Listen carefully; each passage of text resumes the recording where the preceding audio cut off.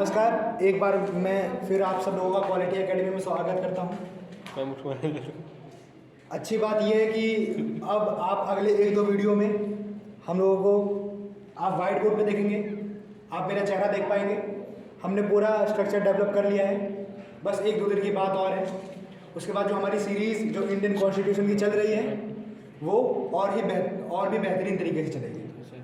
पिछले वीडियो में हमने आर्टिकल 1 डिस्कस किया था। एक बार फिर हम आर्टिकल 1 को रिवाइज करेंगे, उसके बाद फिर हम आगे चलेंगे। तो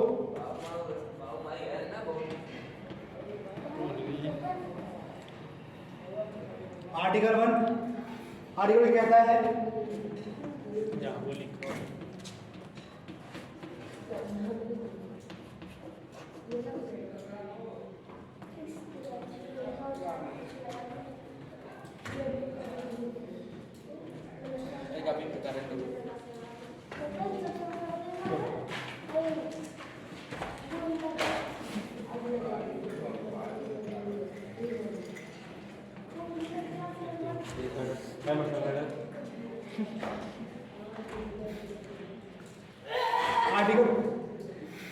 आर्टिकल 1 ये कहता है कि हमारे यहाँ स्टेट होगी और वो उसका नाम डिफाइन करता है। वो कहता है कि उस स्टेट का नाम भारत होगा, जो कि सारे स्टेट्स के यूनियन से बनेगा। ये यूनियन ऑफ स्टेट है। इस यूनियन ऑफ स्टेट को हम लोग डिटेल में समझेंगे, अभी इतना ही समझते हैं हम लोग। इसके बाद इसके साथ एक क्लॉज जुड़ा हुआ है, हमने क्लॉज पढ़ा था। आर्टिकल 1 क्लॉज 1, आर्टिकल 1 क्लॉज 1 का ये आर्टिकल 1 का क्लॉज 1 ये कहता है कि जो स्टेट होंगे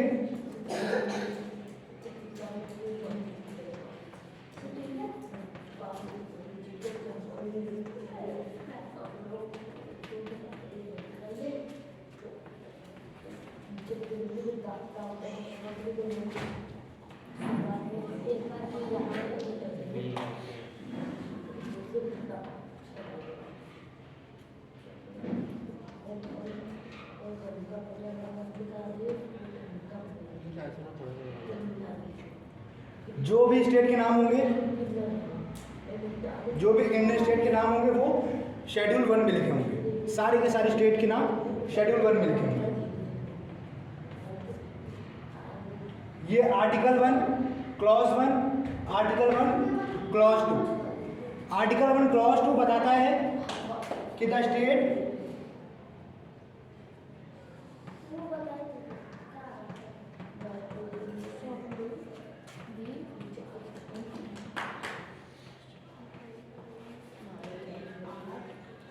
जो हमारा स्टेट है वो किस किस चीज़ों से मिलकर बना रहेगा, वो बना रहेगा।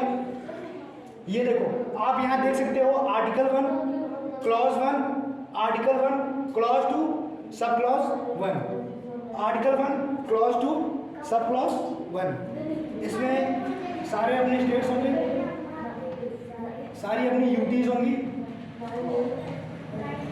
और अगर फ्यूचर में हम कोई स्टेट ऑक्यूपाई कर लेते हैं तो वो भी इसी में ज्वाइन हो जाएगा।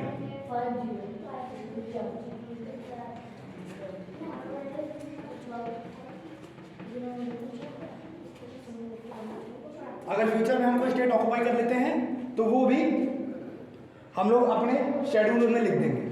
शेड्यूल 1 लिखने का ये मतलब है कि अगर जैसे मान लो कोई फॉरेनर आया और उसने पूछा कि आपके देश में कितने स्टेट हैं, तो हम बोलेंगे कि आप हमारा संविधान खोल के आप शेड्यूल 1 में देख लो। स्टेट के नाम यहाँ इसलिए नहीं लिखे गए हैं क्योंकि अगर स्टेट के नाम अगर हम लोग यहाँ लिख देंगे तो अपना संविधान बहुत ज़्यादा हो जाएगा, इसलिए यहाँ स्टेट के नाम नहीं लिखे गए हैं। ये है पूरा आर्टिकल 1 अपना। अब हम लोग इस यूनियन ऑफ स्टेट की बात करते हैं। यूनियन ऑफ स्टेट की बात समझने से पहले हमें ये समझना होगा कि फेडरलिज्म क्या होता है।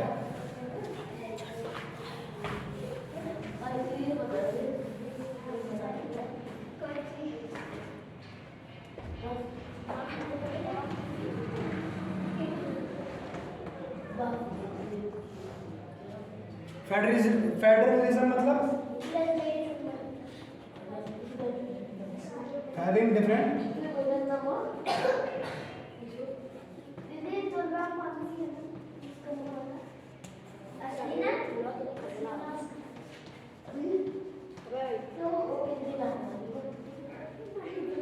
Different levels of government. जैसे हमारे यहाँ सेंट्रल लेवल की गवर्नमेंट है, स्टेट लेवल की गवर्नमेंट है, लोकल लेवल की गवर्नमेंट जैसे पंचायत है। तो डिफरेंट लेवल्स ऑफ गवर्नमेंट है ना, उसको हम लोग बोलते हैं फेडरलिज्म। अब फेडरलिज्म हम यहाँ अमेरिका का फेडरलिज्म देखेंगे। फेडरलिज्म में हम लोग दो कंट्रीज के फेडरलिज्म को हम लोग कंपेयर करेंगे।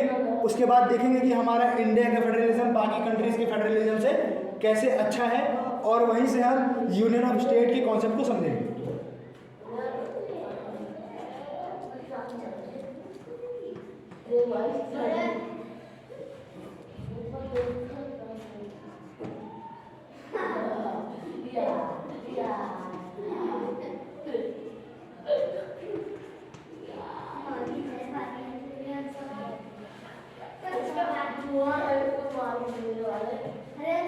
जो यूएसए का फेडरलिज्म है ये क्या है, कमिंग टुगेदर है।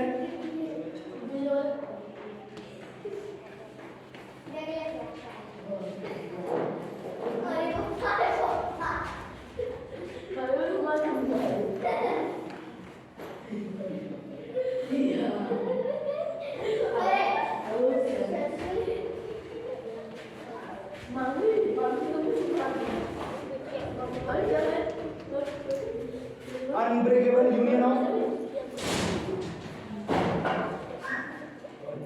ब्रेकेबल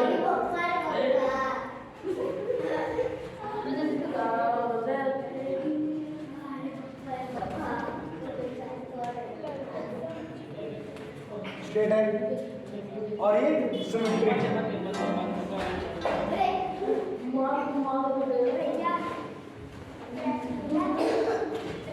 हम इन तीनों पॉइंट को भी समझते हैं। हम इंडिया का देखेंगे। जो इंडिया का फेडरलिज्म है ये है होल्डिंग टुगेदर।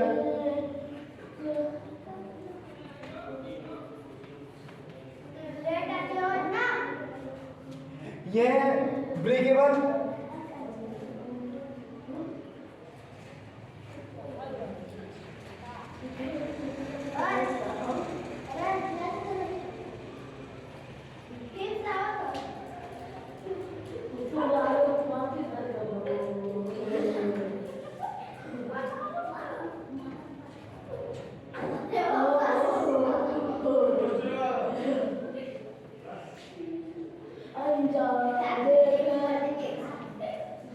ये breakable union of unbreakable state, और ये क्या है, सिमेट्रिक और सिमेट्रिक एंड एसिमेट्रिक दोनों है।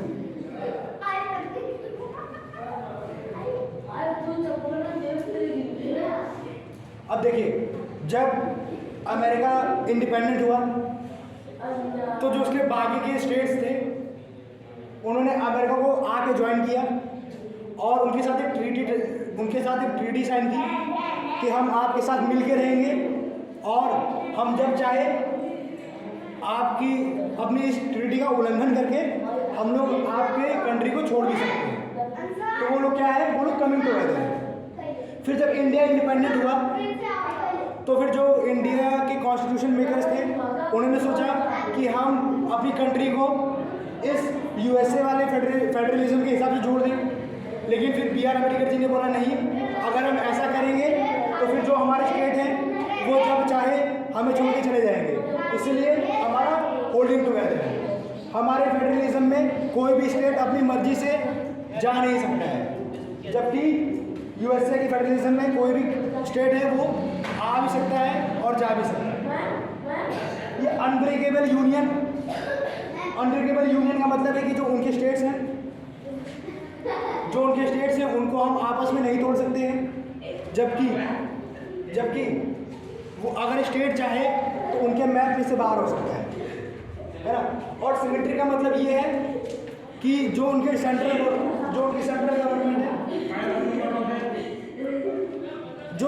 गवर्नमेंट है वो बाकी के स्टेट्स को,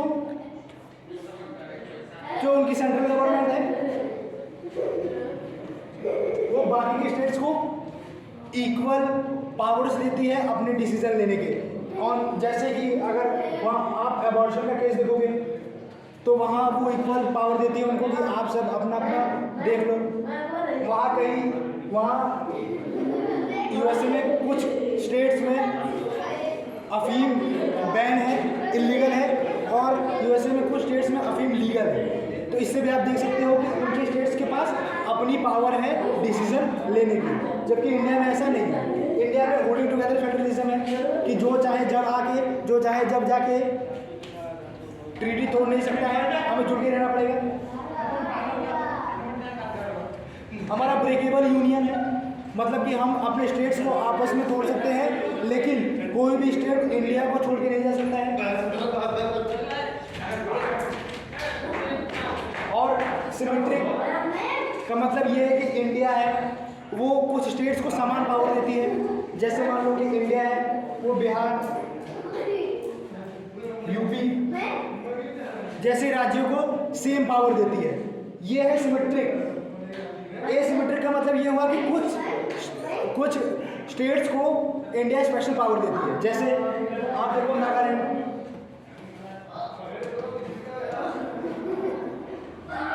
हो गया, इसको आर्टिकल 371 के तहत नागालैंड को स्पेशल पावर है, सिक्किम को स्पेशल पावर है।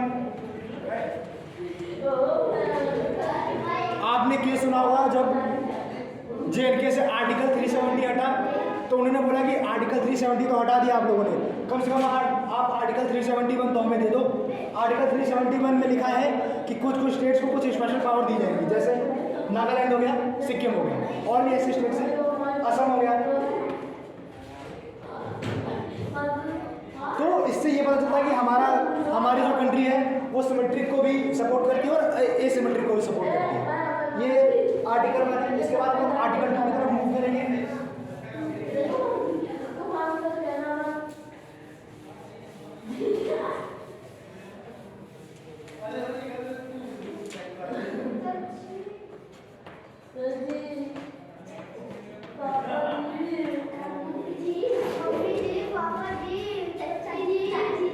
आर्टिकल 2 में लिखा है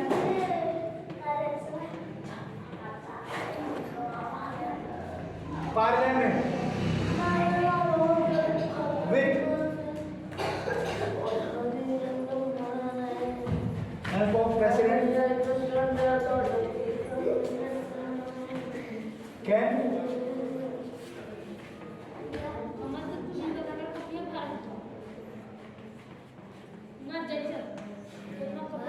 occupy foreign territory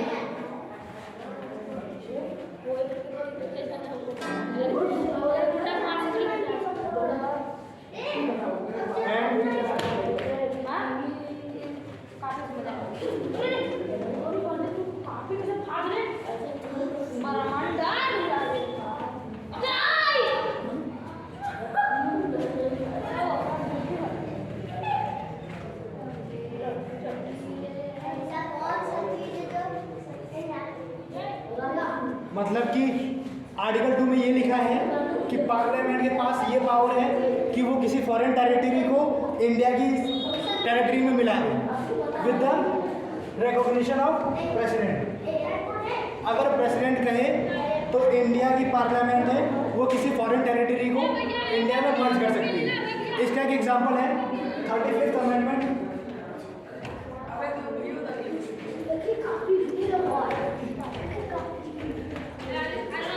अमेंडमेंट को करके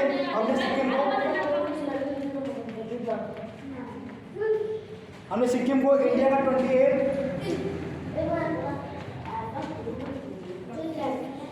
स्टेट बनाया है। ये आप इसका एग्जांपल है कि हमने सिक्किम को 35th अमेंडमेंट करके हमने सिक्किम को अपने टेरिटरी में जोड़ा था। पहले सिक्किम एक फॉरेन टेरिटरी थी, जो वहाँ का किंग था वो सिक्किम को रूल नहीं कर पाया, तो उसने इंडिया के प्रेसिडेंट को बोला कि हम आप में मर्ज होना चाहते हैं, तो फिर हमने 35th अमेंडमेंट करके सिक्किम को अपने टेरिटरी में जोड़ा था। तो ये है आर्टिकल 2। इसके बाद हम आर्टिकल 3 की तरफ मूव करते हैं।